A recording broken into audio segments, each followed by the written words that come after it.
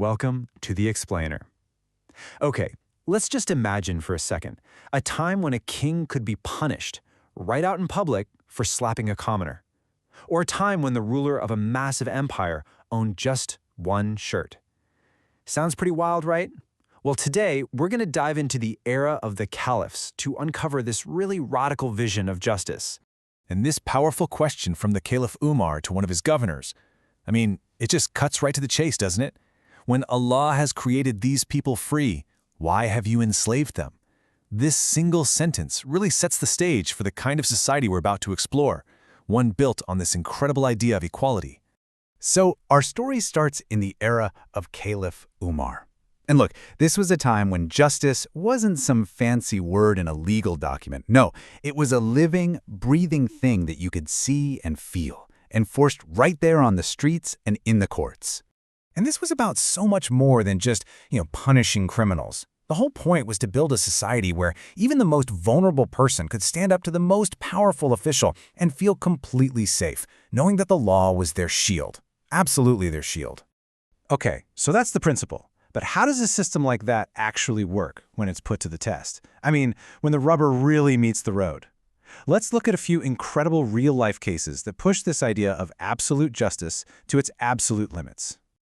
All right, so try to picture this. You've got the son of the governor of Egypt, a seriously powerful guy, and he loses a horse race. So what does he do? He takes a whip and strikes a common man. On the other side, you have this ordinary citizen, his back literally bleeding. And what does he do? He travels for weeks, hundreds of miles across the desert, with one goal in mind, to get justice, straight from the caliph himself. So, this was it. The ultimate test, right? How is the leader of this huge empire, Caliph Umar, going to respond when the complaint is against one of his own top guys? Is he going to protect his governor?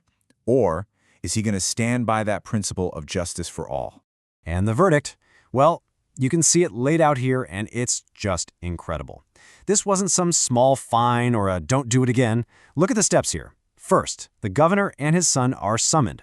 They're brought down to the same level as everyone else. Then, the victim is empowered.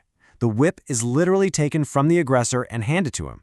It's this whole process of restoring dignity and just crushing that sense of arrogance that comes with power. And that's the key, right there in that quote.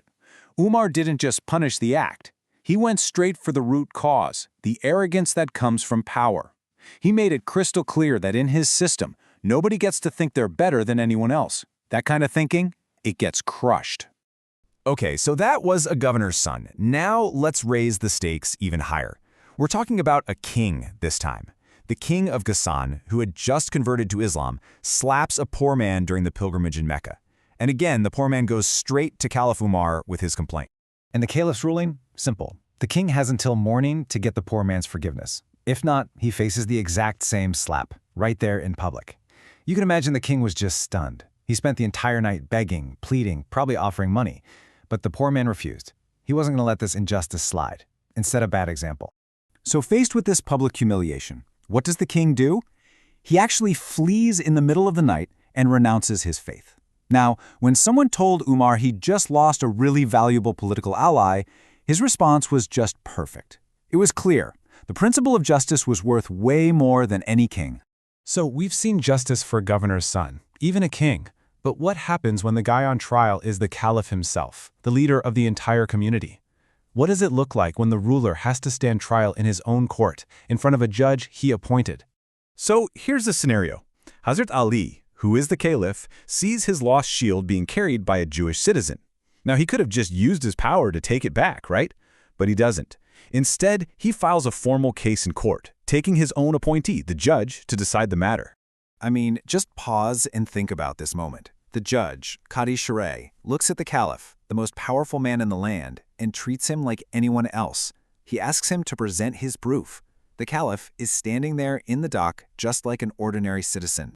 And this is where you really see the integrity of the system in action. Ali brings his witnesses, his son and his servant, but the judge, he rejects them both.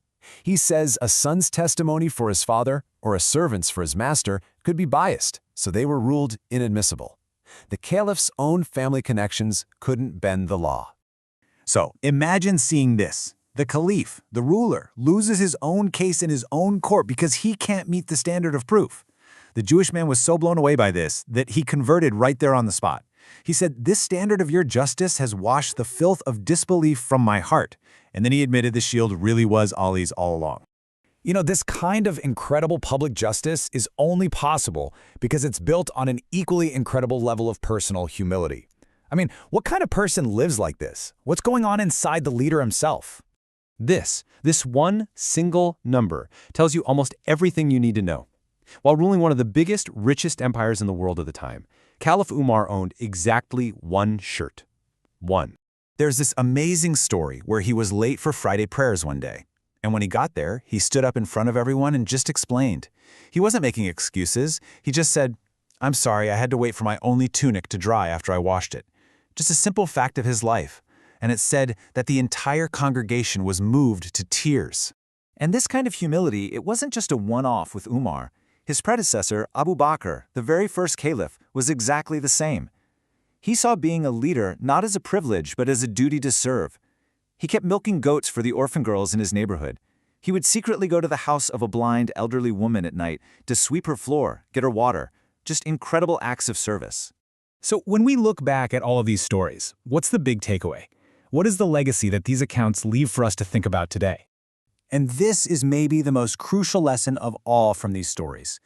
This kind of justice wasn't just a gift from the top down. It required a partnership. See, injustice can only really take root when ordinary people get quiet and accept it. This whole system worked because you had two things: leaders who held themselves accountable and citizens who were vigilant and absolutely refused to compromise on justice. In this whole tradition of leading by example, it was set by the Prophet Muhammad himself. He was the one who showed that justice has to start with you. You have to apply it to yourself before you can ever expect it from the rest of society. And all of this really leaves us with a big question to think about, doesn't it? Is justice just the responsibility of our leaders, or does it actually start with us, with the standards we're willing to demand not just for ourselves, but for everyone around us? These stories from the past really challenge us to think about where true justice begins. Thanks for joining me for this explainer.